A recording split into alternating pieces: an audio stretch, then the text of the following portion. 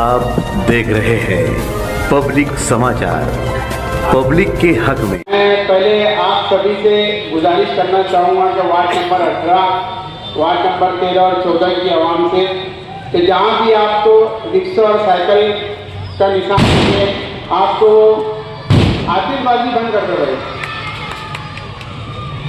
जहाँ भी आपको निशान दिखे वहाँ आपको बटन दबाकर हमारे तीनों पैनल के उम्मीदवारों को कामयाब करें। हमें मालेगांव कॉरपोरेशन 2026 क्यों ज़रूरी है? हमें मालेगांव कॉरपोरेशन 2026 इसलिए ज़रूरी है कि आपने देखा होगा पिछले दिनों में किस तरीके से मालेगांव शहर के अंदर ना जाने कौन कौन से तरीके की मुसीबतें आई है। SIT का मामला हो या दीगर और भी मामला हो, इस मामला को हल करने के लिए आसिफ शेख रशीद साहब और जनाब मुस्तकिल डिग्नेटी साहब की सरपरस्ती में माइनॉरिटी डिफेंस कमेटी का कायम किया गया। उसी माइनॉरिटी डिफेंस कमेटी के लोगों ने मालेगांव शहर के हजारों लोगों को जेल जाने से रोका।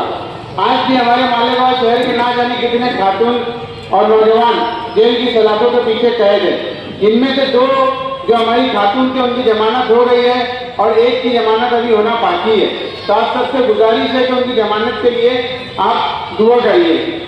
और मैं ये समझता हूँ कि मालेगांव शहर के लिए और हमारे और तुम्हारे लिए बहुत ही शर्म की बात है कि हमारे शहर की एक खातून है जो 11 महीने से तकरीबन जेल की सलाखों के पीछे और यहाँ का नुमाइंदा मुंह बंद करके बैठा है। यहाँ सिर्फ एक ही आदमी आवाज, 2 लोग आवाज उठा रहे, मुस्तकिल डिग्नेटी साहब और आसिफ शेख रशीद साहब उठा रहे हैं। ये जो इलेक्शन होने जा रहा है, ये रोड और गटर से उठकर हमको इलेक्शन लड़ना है। मालेगांव शहर में हर जगह मैं बोलते रहता हूँ, अगर आज रोड बनेगी तो कल टूटेगी तो फिर से बन जाएगी। अगर आज गटर टूटेगी तो कल फिर से बन जाएगी। अगर हमारे बच्चों का मुस्तकबिल एक मरतबा टूटा तो दोबारा बनने वाला नहीं है। ये जो इलेक्शन होने जा रहा है, ये हमारे और तुम्हारे बच्चों के मुस्तकबिल को बनाने के लिए इलेक्शन होने जा रहा है।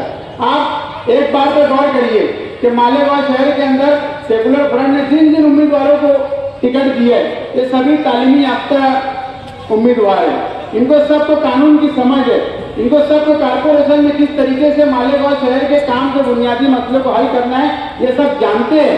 आज आसिफ शेख रशीद साहब और मुस्तकिल डिग्नेटी साहब जिस तरीके से SIT के मामला में चल रहे हैं, मालेगांव शहर अपनी खुली आंख से देख रहा है कि ये लोगों ने ना दिन देखी ना रात। पिछले 25 जनवरी को इन्होंने पिछले साल एक प्रेस कॉन्फ्रेंस ली थी, सियासी इख्तिलाफात अपनी जगह रखते हुए मालेगांव शहर की आवाम के हक में जो फैसला उनको बेहतर लगा, उन्होंने अपने सियासी इख्तिलाफात को किनारे रखकर मालेगांव शहर की बका के लिए आज दोनों एक हुए।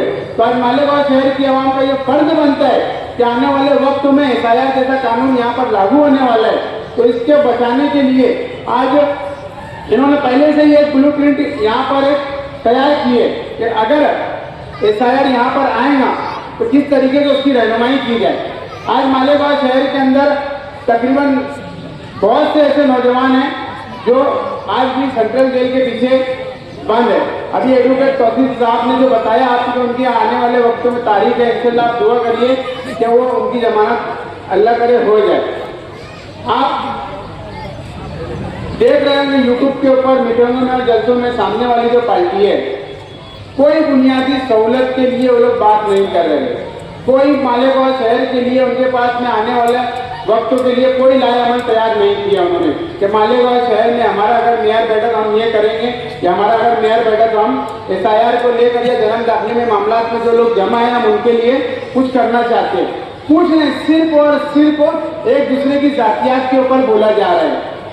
तो ये बहुत सोचने और समझने की बात है। मालेगांव शहर की आवाम से मैं गुजारिश करना चाहूँगा कि जहाँ कहीं भी आपके रिश्तेदार रहते होंगे, जहाँ कहीं भी आपके दोस्त अहबाब रहते होंगे, तो मालेगांव शहर की बका और तरक्की के लिए मालेगांव सेकुलर फ्रंट के जितने भी उम्मीदवारों को टिकट दिया गया है, जहाँ जहाँ आपको रिक्शा और साइकिल के निशान का बटन लगेगा, वहाँ पर आप उस निशान को दबाकर इतनी भरपूर असलियत से कामयाब करे कि मालेगांव सेकुलर फ्रंट के जितने भी जिम्मेदार हैं उनको नजदीक उस साइड जाकर किसी से एक भी मेंबर के लिए बोलना ना पड़े कि हमारे समर्थन करके हमारे मेयर के लिए आप साथ दीजिए। मालेगांव शहर के अंदर एक चीज का बहुत ज्यादा मसला है।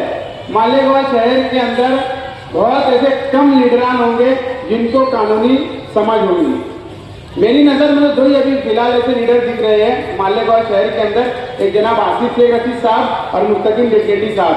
अगर कोई कानूनी तौर के ऊपर कोई मामला आ रहे हैं ये जन्म दाखिले के मामला को लेकर, तो कौन हल कर रहा है? इतना ईमानदारी से अपने दिल के ऊपर हाथ रख के बताना कौन हल कर रहा है वो चीज को लेकर? माइनॉरिटी डिफेंस कमेटी के लोग ही हल कर रहे हैं ना। किसने कागजात को दुरुस्त करवाया वहां पर बैठकर? हम हमारी खुली आंखों से देख रहे हैं, मुस्तकिम डिप्टी साहब हो या आसिफ शेख रशीद साहब हो या शान मैडम साहब हो, ये पिछले दिनों रमजान महीने के वक्त में रोजा रखकर एक एक डॉक्यूमेंट ये माइनॉरिटी डिफेंस कमेटी के लोगों ने वहां पर बैठ के क्लियर कराने का काम किया। मालेगांव शहर के अंदर एक बहुत बड़ी साजिश के तहत एक साजिश हो रही है कि मालेगांव कॉर्पोरेशन जो नदिया के उस साइड ले जाने की साजिश हो रही है। जैसे भी आसिफ साहब ने बताया है कि मालेगांव कॉर्पोरेशन नदिया के उस साइड ले जाने वाले। एक चीज मैं आपको बताता चलूं, 70% टैक्स हम भरते हैं मालेगांव कॉर्पोरेशन के अंदर। फायदा कौन उठाता है उसका? मालेगांव कॉर्पोरेशन में 70% टैक्स नदिया के सेट हम लोग भरते हैं और फायदा नदिया के वो सेट पूरा पहुंचाया जाता है। अगर आपको 70% टैक्स पूरा अपने यहाँ पर वसूल करना है तो इस्लाम पार्टी और मालेगांव सेकुलर फ्रंट का मेयर हमारे मालेगांव कॉर्पोरेशन के ऊपर बैठाना बहुत ज्यादा जरूरी है। वरना वो दिन दूर नहीं कि मालेगांव कॉर्पोरेशन उस साइड चले जाएंगे, जो थोड़ा बहुत ही काम होता है तो वो यहाँ पर होना बंद हो जाएगा।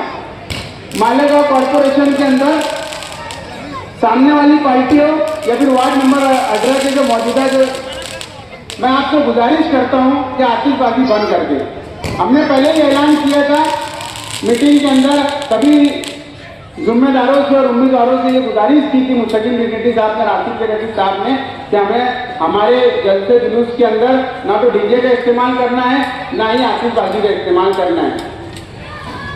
तो मैं ये बोलना चाह रहा था कि मालेगांव शहर के अंदर भगवा झंडा लहराने से अब तो मालेगांव शहर की कॉर्पोरेशन को बचाना है।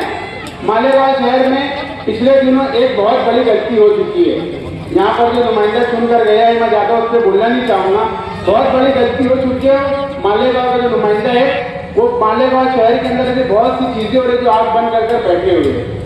आज काम कोई कर रहे हैं माइनॉरिटी डिफेंस कमेटी के हमारे सरबराह जनाब आसिफ शेख रशीद साहब, मुस्तकिम डिप्टी साहब कर रहे हैं। तो आज आपको और आपके यह हक उनका बनता है कि जितनी भी उम्मीदवार यहाँ पर इनके खड़े हैं उन सबको साइकिल निशानी और रिक्शा निशानी के ऊपर वोट देकर इतनी कसीम तादाद में वोट देकर कामयाब करें कि किसी के आगे जाकर वोट के लिए भीख नहीं मांगना पड़े कि हमारे तो मेयर बनाने के लिए आप साथ दीजिए। तो इस सब के लिए आप तैयार है ना? हाथ उठाकर बोलो भाई मेरे, आप इस बात को मामूली मत समझिए कि मालेगांव शहर के अंदर जिस तरीके से भगवा दहशतगर्दी के यहाँ पर प्लानिंग हो रही है कॉर्पोरेशन के ऊपर भगवा झंडा लहराने के लिए, तो यह आप फिर हमारे बच्चों के आने वाले मुस्तकबिल के साथ में बहुत बड़ा खिलवाड़ होने जा रहा है। तो मैं आप सबसे एक बार फिर से गुजारिश करना चाहता हूँ कि मालेगांव शहर के अंदर सामने वाली जितनी भी पार्टी है ये आपके भलाई के लिए कोई काम करने वाले नहीं है। इनमें आधे जो उम्मीदवार है ये ठेकेदार है और आधे जो उम्मीदवार है ये सट्टा जोड़ी क्लब चलाने वाले लोग हैं। ये सब आप लोग अच्छी से जानते हैं। तो आप सबसे गुजारिश करूंगा कि मालेगांव सेकुलर फ्रंट के सभी उम्मीदवारों को भारी अक्सरियत से कामयाब करिए और इंशाल्लाह एक मरतबा मालेगांव कॉर्पोरेशन को मालेगांव सेकुलर फ्रंट के हवाले करिए। इंशाल्लाह मालेगांव शहर के अंदर जो तरक्की के काम रुके हुए हैं, बुनियादी सहूलत के काम रुके हुए हैं, तकरीबन 7 सालों से प्रशासक राज बैठा हुआ है। तो मालेगांव कॉर्पोरेशन से इंशाल्लाह जब अपना मेयर बैठ जाएगा तो रुके हुए काम को आगे से इंशाल्लाह बढ़ाने की कोशिश होगी। इतना ही मैं बोलकर अपनी बात खत्म करता हूँ। शुक्रिया, अस्सलाम वालेकुम।